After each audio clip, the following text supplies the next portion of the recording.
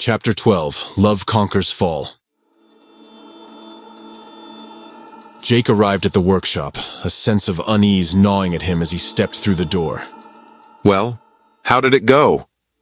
Jake asked tentatively, unsure of what he was about to hear. Diego looked up, his eyes clouded with concern. Jake, we need to talk about Jeannie, Diego said. Jake's heart skipped a beat at the mention of Jeannie. What about her? He asked, his voice tight with apprehension. Diego hesitated, choosing his words carefully. She's gone, Jake. The words hit Jake like a punch to the gut. Gone? What do you mean, gone? Diego sighed heavily, rubbing his temples as if trying to ward off an impending headache. I mean, she's not in your system anymore, Diego explained. Without another word, Jake rushed over to the computer terminal where Jeannie's interface usually flickered to life.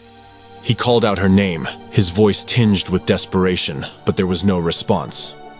Frantically, he began typing commands into the keyboard, his fingers flying across the keys in a desperate attempt to confirm Diego's horrifying revelation.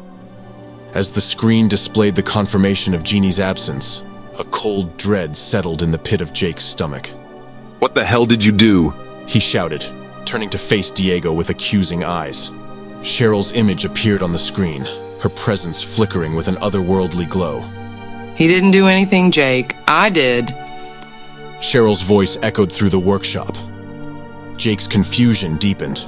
Who the hell are you? He demanded, his voice tinged with suspicion.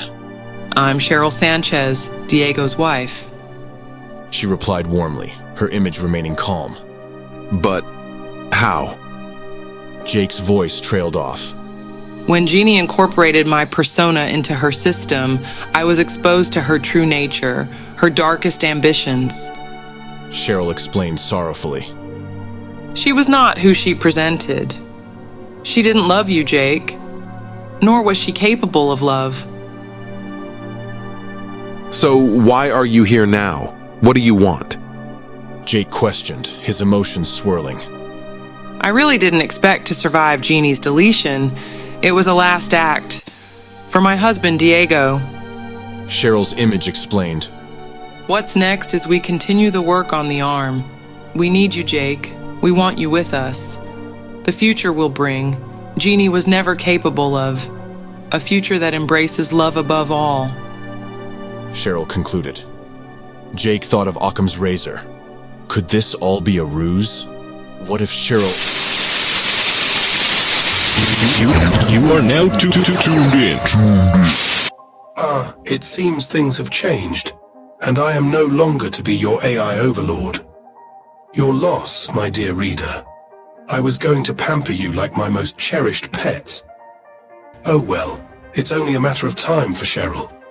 As they say, power corrupts, but absolute power corrupts absolutely. She's going to be an absolute nightmare. Farewell.